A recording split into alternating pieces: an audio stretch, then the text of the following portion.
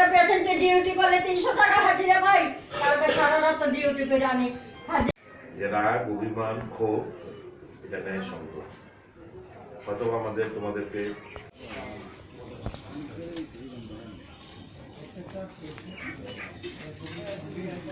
কোনো ভুলের জন্য এটা হয়েছে এমন না। আপনি তো খুঁজে পাচ্ছেন না যে আমরা তিনজন যে বসা আছে, তিনজনের কার আছে কেউ নেই। আমি টেস্ট করলে আজকে টেস্ট করলাম না যে আইসি, কিন্তু উনি আমাদের রাজ্যের মানুষ, আমাদের একজন প্রেসিডেন্ট। আমাদের গুছানোর চেষ্টা করছি, প্রশাসনের তরফ থেকে হয়তো আইতে পারছে না, কিন্তু আমি কিন্তু রাত 2টার সময় 1টার সময় আইছি, চেষ্টা করছিলাম। প্রশাসনের কিছু না, হেলথের কিছু না। আজকে তো সেই আমাদের বিধায়ক যে হেলথ মিনিস্টার, উনি ঘটনাটা আজকে যেভাবে বুঝায় কইল, কালকে যদি সন্ধ্যা রাতে আইতো তাহলে মিডিয়ার গুলিও আমাদের সঙ্গে কালকে কষ্ট করছে। জিজ্ঞেস করেন এখানে মিডিয়ারা বসে আছে, আমি ভুল কইছি না সত্যি কইছি। আমাদের কি কোনো দাম নাই? ভোটের সময় আমাদের দাম, আমাদের কোনো দাম নাই, দাম হইতে পারে না, আমরা মানুষ না। এটাই কি বাস্তব? ঠিক আছে না? নমস্কার। শহরের মানুষ আমরা খবরের কাগজ, টিভি, সোশ্যাল মিডিয়াতে আমরা সবাই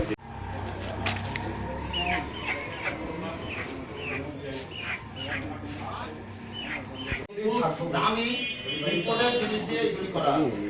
সুতরাং এখানে 100% প্রত্যেকের এত কিছু যে গভর্নমেন্ট করতে। এটা কি দাবি কি এটা কোনো সময় তো শুনছি না বাইরে মারা করতে বললা কি দাবি এটা মানে কি দাদা এটা বাংলাদেশ তো ক্লিয়ার করতে বইলা তো দাদা আইছে বুঝছো না তো কোনটা এই বাংলাদেশে মুসলিম একটা মায়া মারা মুসলমান পক্ষে গেলে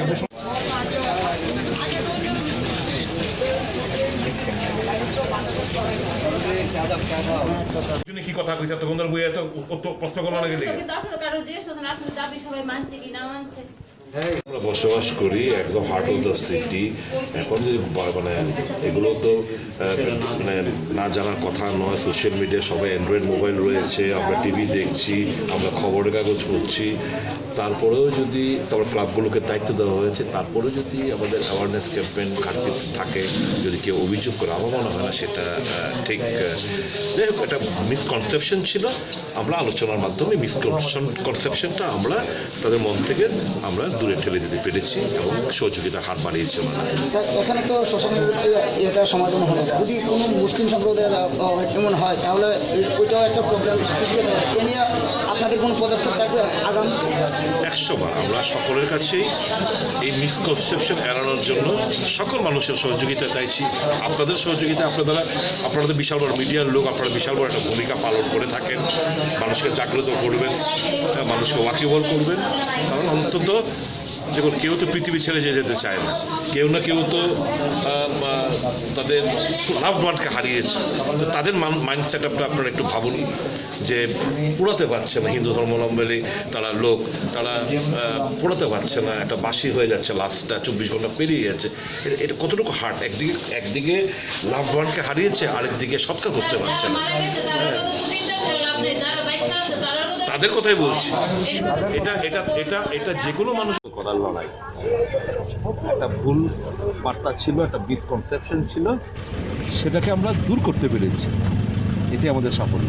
না, রামনগরের ক্ষেত্রে তো মানুষের যে আন্দোলন ছিল, সেখানে আন্দোলনে প্রশাসন এক প্রকার দুর্বল হয়েছে বলা যায়, সেখান থেকে সরিয়ে নেওয়া না, এটা দুর্বলতা। মৃতদেহ এনে রাখা নিয়ে প্রশাসন যাওয়া কাদের জন্য? মানুষের জন্য। মানুষ যদি ভুল বুঝে, প্রশাসন সকলের দায়িত্ব, জনপ্রতিনিধি সকলের দায়িত্ব, আপনাদের দায়িত্ব, আমাদের দায়িত্ব এই মিসকনসেপশন, ভুল বোঝাদের দূর করা। সে ভূমিকা আপনারাও নিয়েছেন, প্রশাসনও নিয়েছে, জনপ্রতিনিধিরা নিয়েছে। সবাই মিলে এদেরকে একটা ভুল মানে যে একটা বার্তা ছিল, ভুল একটা ধারণা ছিল, সেটা আমরা দূর করতে সক্ষম হয়েছি। কাজেই আমরা আমাদের দায়িত্ব পালন করছি। স্যার, আপনার কি মনে হয় যে প্রশাসনের তরফে মানুষকে সচেতন করার ক্ষেত্রে কিছু দুর্বলতা ছিল বলে এই ধরনের? প্রশাসন তো মানুষকে নিয়ে, প্রশাসন আপনাদের নিয়ে, প্রশাসন আমাদেরকে নিয়ে।